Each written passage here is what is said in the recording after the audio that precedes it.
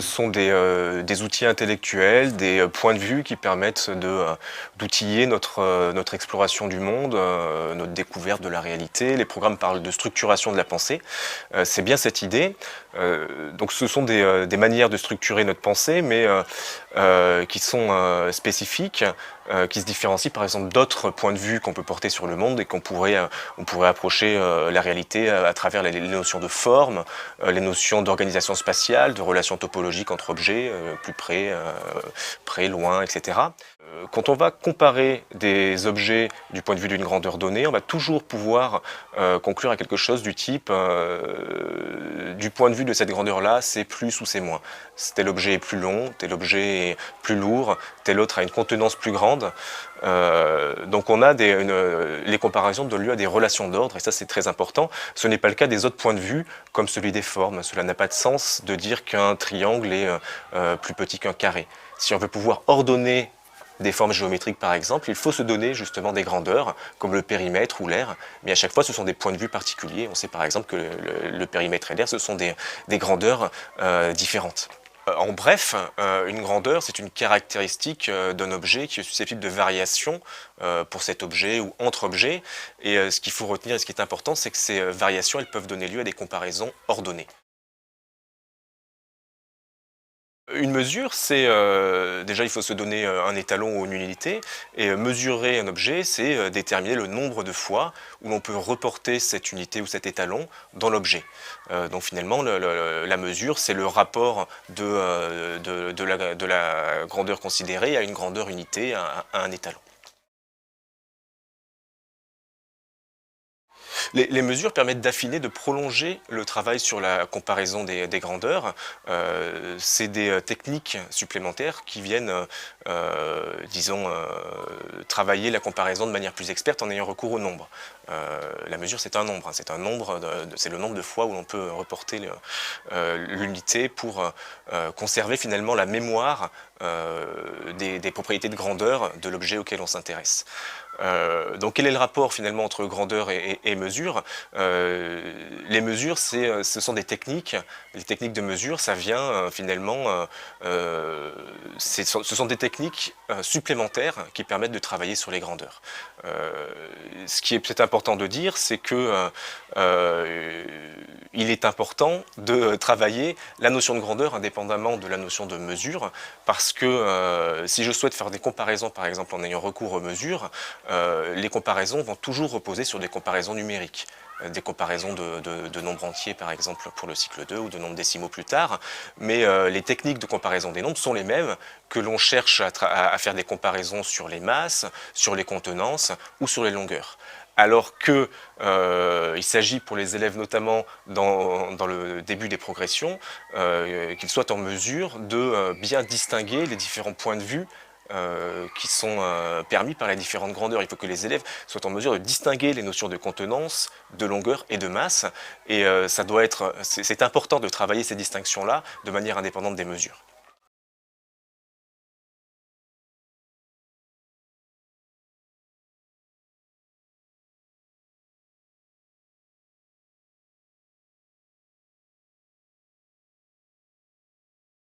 Pour expliquer ça, je vais commencer par faire une distinction entre les grandeurs discrètes et les grandeurs continues. Les grandeurs discrètes, c'est par exemple le nombre de pommes que je vais avoir dans mon panier. Une grandeur continue, c'est par exemple la longueur d'un bâton. Ça, ce sont des grandeurs continues. Dans les programmes, les grandeurs discrètes sont désignées avec le terme quantité. Le terme grandeur semble réservé aux grandeurs continues. Donc si on s'intéresse au programme du cycle 1, on voit que la notion de quantité est travaillée et présentée dans un même tempo, dans un même paragraphe avec la notion de nombre. Le lien est clairement établi.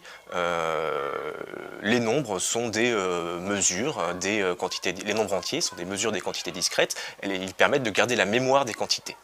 Dans l'écriture des programmes du cycle 2, il y a davantage de contenu, il faut se poser des questions sur la manière de structurer les contenus à enseigner, et les choix actuels sont de découper les programmes en 4 domaines, avec pour ce qui nous intéresse ici, le domaine des grandeurs et des mesures d'une part, et d'autre part, la thématique des nombres et du calcul. Pourtant, il faut bien être conscient, et c'est pour ça qu'on a cette phrase-là dans les programmes à mon avis, que la principale raison d'être des nombres au cycle 2 également et au cycle 3 aussi, c'est de permettre des mesures. Donc ce qui est important, c'est de bien avoir conscience que le fait que le domaine des grandeurs et mesures soit séparé dans la rédaction des programmes du domaine des nombres mesures, c'est pas parce que ce sont des choses à travailler de manière indépendante, c'est simplement des choix d'écriture, mais il est essentiel de lier le travail sur les nombres et sur le calcul au travail sur les mesures. Alors, ce dont je vais parler maintenant, c'est plus des rencontres possibles avec certains aspects qui me semblent importants des grandeurs, de la thématique des grandeurs et des mesures, que des passages obligés, hein. Je voulais préciser ça. Les premières tâches que l'on propose en règle générale dans les progressions sur les grandeurs sont des tâches de comparaison.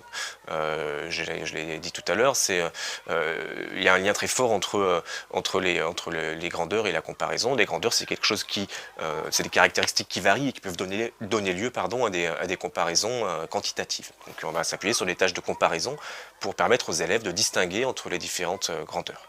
Le premier type de comparaison, ce sont des comparaisons directes.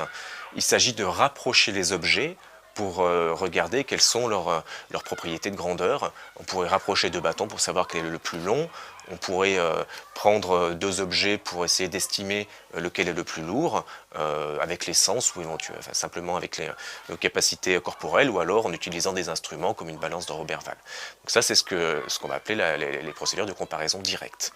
Une deuxième technique de comparaison qui est possible, c'est la comparaison indirecte. La comparaison indirecte, elle va émerger lorsque l'action de juxtaposition, de mise en regard des objets va être empêchée. Donc c'est un contexte d'empêchement de l'action, et il faut donc trouver un moyen de pouvoir réaliser ces comparaisons sans que les objets soient, par exemple, déplaçables, qu'on ne puisse pas les mettre ensemble. Donc dans une comparaison indirecte, c'est une comparaison qui fait intervenir un objet tiers. Typiquement, si je souhaite comparer des masses que je ne peux pas mettre ensemble sur une balance de Roberval par exemple, je peux m'appuyer sur un troisième objet, reproduire la même masse que le premier objet, et puis aller se servir de cet objet tiers pour faire une comparaison avec le deuxième objet. C'est ce qu'on va appeler une comparaison indirecte. Concernant les comparaisons indirectes, ce qui me semble particulièrement intéressant, c'est qu'on va produire un objet, non pas pour l'objet lui-même, mais bien pour ses propriétés de grandeur. Donc ça va amener les élèves à se questionner de manière très précise sur ses propriétés de grandeur et non sur l'objet. Et ça, c'est un point important pour leur permettre de conceptualiser, de différencier les différentes grandeurs qui font l'objet d'un enseignement à l'école. Je voulais aussi dire autre chose à propos de ces comparaisons directes ou indirectes, c'est que là j'ai évoqué des tâches de comparaison, il s'agit finalement de décider quel est l'objet qui a la plus grande contenance, le plus lourd ou le plus long, etc. Une autre question que l'on peut poser et qui me semble intéressante, c'est de savoir par exemple lorsque l'on compare deux longueurs, de savoir non pas seulement quelle est la plus longue, mais aussi qu'est-ce qu'il faudrait rajouter à la longueur plus petite pour obtenir un nouvel objet de même longueur que l'autre objet. Il s'agit de construire avec les élèves l'idée qu'un objet est plus petit qu'un autre si, du point de vue des longueurs, si on peut trouver un autre objet d'une certaine longueur qui manque, on peut trouver la longueur qui manque. À travers ce type de tâche, il s'agit quelque part d'un calcul sur les grandeurs, quelque chose qu'on pourrait appeler comme ça. Il s'agit de préparer le travail qui viendra par la suite de calcul finalement sur les mesures. Quand on cherche la différence entre un objet de 7 cm et un objet de 3 cm, cette différence elle est de 4 cm, mais ces 4 cm là c'est bien la longueur d'un nouvel objet. Et il s'agit donc, quand on va poser la question aux élèves de savoir quelle est la longueur qui manque, sans recourir au nombre, on prépare plus tard ce travail sur le calcul finalement. Un autre type de situation que l'on pourrait, qui me semble intéressant de proposer, d'envisager en tout cas, c'est les techniques, les comparaisons qui vont recourir cette fois à des traces graphiques. Je vais expliquer ce que j'entends par là. Imaginons qu'on ait plusieurs objets dont on cherche à comparer par exemple la contenance. On pourrait faire des comparaisons 2 à 2. Comparer la contenance d'une première bouteille avec une deuxième, déterminer celle qui a la plus grande contenance, puis comparer avec une troisième, et éventuellement avec une quatrième, etc. Mais ça produit des procédures extrêmement lourdes.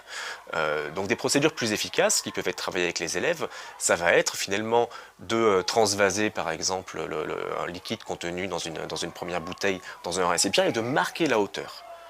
Et on peut se servir de ce même récipient, cet objet marqué, pour marquer justement les contenances, quelque chose qui correspondra aux contenances de l'ensemble des bouteilles dont on cherche qu'on inclut dans la comparaison. Donc ça, c'est ce que je vais appeler recourir à des objets marqués pour réaliser des comparaisons, et ça permet d'avoir des procédures qui sont sensiblement plus efficaces que des procédures de comparaison 2 à 2. Un prolongement de ces procédures de comparaison avec des objets marqués, c'est typiquement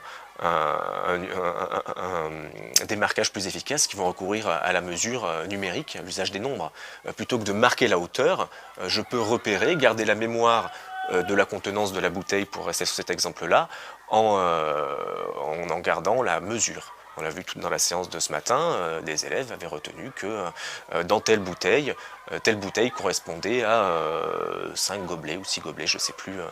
Donc ça, il s'agit finalement d'un prolongement du travail sur les objets marqués, où on aura recours cette fois-ci au nombre pour garder la mémoire d'une propriété de grandeur. La graduation, c'est finalement une forme de synthèse. On met un petit peu ensemble le marquage des objets et puis la mesure.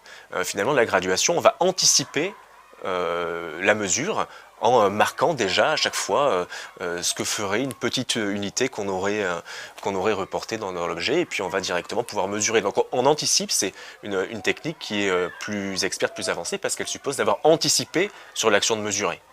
Ce qu'on ne fait pas quand on va simplement reporter, transvaser un certain nombre de gobelets et compter le nombre de gobelets qu'on aura pu transvaser. Utiliser une graduation, ça suppose d'avoir anticipé ce geste. Donc je vais souligner aussi sur les objets gradués et l'utilisation de la graduation que c'est intéressant de faire construire ces graduations par les élèves, justement pour bien comprendre le sens de ce recours à la graduation pour mesurer des quantités. L'estimation, elle est très importante, puisque dans nos vies quotidiennes, on n'a pas nécessairement sous la main une balance Roberval ou la possibilité d'utiliser des gobelets pour savoir laquelle des 2 bouteilles que j'ai devant moi est la plus grande contenance. Il s'agit de déguiser ses sens finalement, et c'est très important dans la vie de tous les jours. Finalement, ce qui est envisageable de faire, ce qui est possible, c'est de demander régulièrement aux élèves de procéder à des estimations, et les techniques plus précises de comparaison pourront être utilisées finalement pour venir valider ou pas les estimations qui auraient pu être faites par les élèves.